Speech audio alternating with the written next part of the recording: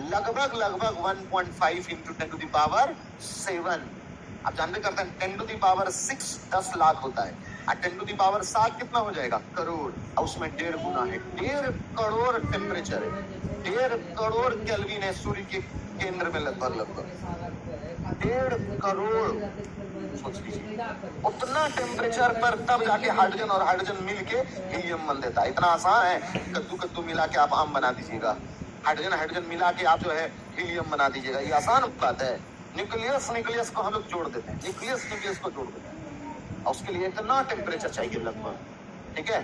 तथा प्रचंड ताप लगभग लगभग 2.45 into 10 to the power 11 atm. देखिएगा अगर कहीं पर बार में लिखा हुआ होगा, बार में, ठीक है, तब यहाँ पर 2.5 होगा, ठीक है, क्योंकि बार एटीएम से थोड़ा सा कम होता है। जब हम कन्वर्ट करते हैं तो लगभग लगभग 2.5 पहुंच जाता है, बार में अगर लिखा हुआ रहा तो। कहीं कहीं ऐसे भी दे देता है 2.5 इंटू 10 टू द पावर 11, ठीक है, एटीएम ऐसे भी दे देता है, लेकिन एक्सैक्ट यही है।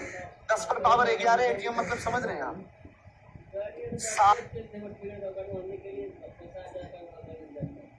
आते में तो करोड़ किया, करोड़, 10 करोड़, अरब, मतलब जो यहाँ का प्रेशर है ना, इससे लगभग लगभग 20 अरब गुना ज्यादा प्रेशर है कहां पर? सूर्य के पास। आप समझ सकते हैं, यहाँ जो प्रेशर है उससे 20, मतलब खाली सुन लीजिए बस हो गया। थोड़ा सा प्रेशर ज्यादा रहता है उस समुद्र के नीचे तो लगता है कि गया, यहाँ कितना है आप समझ सकते हैं क्या चीज है, ठीक है। तो खैर, the main reason for nuclear fusion occurring at core of the sun, core का मतलब वही हुआ वो सेंटर, ठीक है, कोर ऑफ द सन, ठीक है, इज इट्स इनॉर्मस टेम्परेचर, प्रचंड ताप, कितना बाबू? About 1.5 into 10 to the power 7 kelvin, and enormous pressure about 2.45 into 10 to the power 11। कौन सा टॉपिक पढ़ रहे हैं जी? फूजन, फूजन, ठीक है, कौन सा जी? फूजन। आप फूजन में क्या होता है? तो छोटे छोटे नाभिक बस में जुड़ता है, तो बड़का नाभिक। बोर्ड में आपका यही है, आपको हम बोल भी देंगे भाई याद, जब आपको बोर्ड में लिखना है ना, ठीक है, तो यही लिख दीजिएगा, ये वाला। अब तो एग्जाम्पल बना दीजिएगा, थोड़ा मोड़ा एक दो अगर एरो पॉइंट होगा तो ये हो गया खत्म। लेकिन है ये चीज बाबू इतना एक्स्ट्रा ऑर्डिनरी ना, ठीक है। और एक तो ये वाला एरो पॉइंट लिख दीजिएगा, आज 2-3 तो एग्जाम्पल जो मन करेगा। लेकिन हाँ, अगर आप चाहते हैं कि आप दिखा दें कि आपके अंदर में तूफान है, तब ये सब एक एरो पॉइंट लिख दीजिएगा, समझ में आ जाएगा कि क्या है, ठीक है। चलिए आइए पहले बताइए, फूजन समझ में आया क्या है? दो छोटा छोटा नाभिक आपस में जुड़ कर एक बड़ा नाभिक बनाएगा, ठीक है। सूर्य में कौन कौन जुड़ रहा है? हाइड्रोजन, हाइड्रोजन क्या बना रहा है? बहुत अच्छा। सूर्य के अंदर जो नाभिकी संलयन हो रहा है, वो संलयन हो रहा है, उसका कारण क्या है? वहां का ताप कितना? 1.5 into 10 to the power 7 kelvin, 1.5 crore kelvin लगभग लगभग। अब प्रेशर कितना रे? 2.45 इंटू 10 टू द पावर 11। इतना प्रेशर जब रहता है ना, इतना प्रेशर, तब जाके हाइड्रोजन हाइड्रोजन एकदम क्या होता है, जाके चिपक जाता है, जाके हीलियम बनाता है। ये नहीं कि हाँ अरे बैठो ना दोनों साइड से, इतना प्रेशर जनरेट करना पड़ेगा और उसके बाद आग लगाना पड़ेगा, ये तब जाके वो फूजन होगा। बताइए, जो फूजन लिख दिए FUSION, उसको करने के लिए सोचिए ये चीज करना पड़ेगा, कितना गजब चीज है। भैया सर जी हमको मन कर रहा है करने का, नया अर्थ पे हम करा देते हैं, उसका भी समाधान आपको बताते हैं। अगर आप पृथ्वी पर नाभिकीय संलयन कराना चाह रहे हैं तो हमको निम्न बात चाहिए, ठीक है। To perform nuclear fusion on earth we require following, हमको फलना फलना चीज चाहिए। अर्थ पर अगर आप न्यूक्लियर फ्यूजन कराना चाह रहे हैं, सॉरी फ्यूजन कराना चाह रहे हैं, तब सबसे पहले आपको चाहिए ड्यूटेरियम और ट्राइटियम। समझ में आ रहा है ना? ड्यूटेरियम ट्राइटियम कौन है? हाइड्रोजन, ठीक है, हाइड्रोजन 1-1 को कहा जाता है प्रोटियम, हाइड्रोजन 1-2 को ड्यूटेरियम कहा जाता है, ठीक है, ड्यूटेरियम। और हाइड्रोजन 1-3 को क्या कहा जाता है बाबू? ट्राइटियम। तो ये दोनों आपको चाहिए। हाइड्रोजन वाला थोड़ा और मुश्किल होता है, ध्यान दीजिएगा। तो पहला क्या चाहिए बाबू? ड्यूटेरियम और ट्राइटियम ईंधन। दूसरा प्रचंड ताप, लगभग 8 है, सूर्य का 7 था सर, यहाँ 8 कर दिए, उससे 10 गुना ज्यादा इसलिए 10 गुना ज्यादा बाबू, क्योंकि एटम बम फोड़ के हम लोग इतना टेम्परेचर जनरेट कर देते हैं कुछ देर के लिए, बट वो जो सूर्य का जो प्रेशर है ना, वो हम लोग यहाँ डेवलप नहीं कर पाते।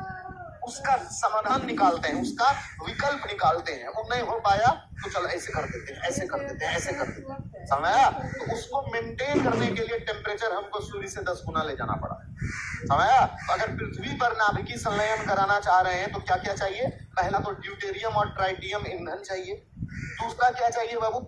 सूर्य का ताप से लगभग 10 गुना ज्यादा ताप, मतलब 1.5 into 10 to the power 8 kelvin. वहां 7 था, यहाँ अब अगला टोका नामक मशीन। क्या? टोका नामक, इस मशीने का नाम है टोका नामक। क्या?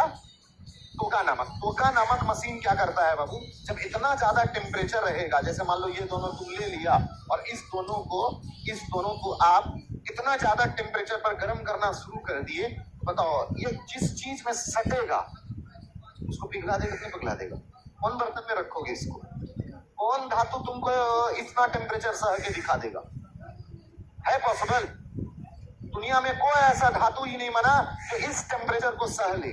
1.5 into 10 to the power 8 kelvin को सह ले, ऐसा कोई मशीन ही नहीं बना है, ऐसा कोई जो है, सॉरी मशीन नहीं, ऐसा कोई धातु ही नहीं बना है। तब क्या करते हैं?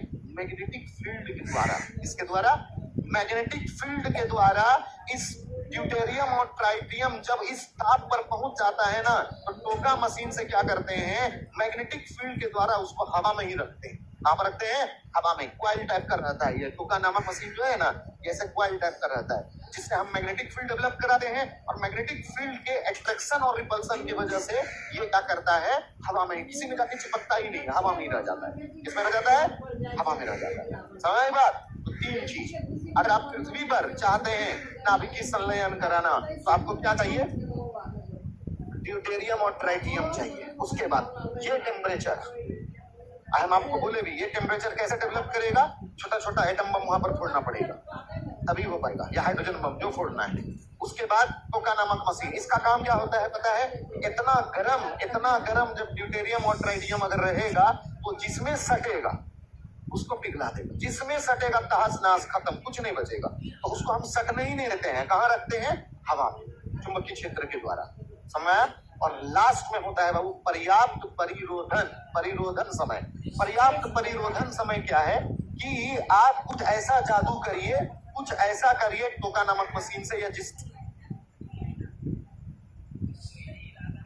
करना है कि वो जो उतना गरम जो ड्यूटेरियम और ट्राइटियम है ना, वो कुछ समय के लिए क्या रह सके? पास रह सके। कुछ मशीन ऑफ मत कर दीजिएगा, क्योंकि जैसे ऑफ करिएगा ये दूर चला जाएगा तो नहीं, दोनों नहीं जुड़ पाएगा। तो एक पर्टिकुलर समय चाहिए उस दोनों को क्या रखने के लिए? पास रखने के लिए, तब जाके दोनों जुड़ के हीलियम या कुछ और नया चीज बनाएगा। समझ? तो अगर आप पृथ्वी पे नाभिकीय संलयन कराना चाह रहे हैं तो कितना बात चाहिए बाबू? 4 बात। पहला क्या क्या चाहिए? ड्यूटेरियम और ट्राइटियम, पहला बात। दूसरा क्या चाहिए? प्रचंड ताप, लगभग कितना बताइए? 1.5 into 10 to the power 8 kelvin, लगभग इतना। तो अगला क्या चाहिए? टोका नामक मशीन। इसका काम क्या है पता है? क्या? ड्यूटेरियम और ट्राइटियम को दीवार में सटा देना कि हवा में लटका देना, ठीक है। और ये है आपका पर्याप्त परिरोधन, मतलब कुछ देर तक जो है ना, जब तक वो जुड़ नहीं जाए उतना पर्टिकुलर समय तक उसको क्या रखना है? क्लोज रखना है। तो दिक्कत क्या समझ में आया? तो क्या ये 4 चाहिए? ये 4। और ये सब तो बोर्ड वाला पॉइंट है बाबू। द्रव्यमान, यहाँ पर भी वही कॉन्सेप्ट चल रहा है, लोकल कॉन्सेप्ट हुआ ये सब। क्या भाई? कि यहाँ पर भी मास में क्षति होता है, मास में परिवर्तन होता है, मास में डिफेक्ट होता है, और इसी मास में डिफेक्ट की वजह से क्या होता है? एनर्जी डेवलप होता है हर जगह। हम शुरू से हम लोग पढ़ रहे हैं, बाइंडिंग एनर्जी से शुरू हुआ, binding energy, radio activity, nuclear reaction, nuclear fission, fusion, सब में वही कहानी चल रहा है कि मास में बदलाव की वजह से एनर्जी पैदा होता है। किसमें? मास में बदलाव की वजह से। तो फॉर्मूला इसका भी वही होगा, डेल्टा एम इंटू सी स्क्वायर, डेल्टा एम इंटू। अभी तक कोई दिक्कत? क्या समझ में आया बाबू? इतना समझ में आया? आज सबसे पहले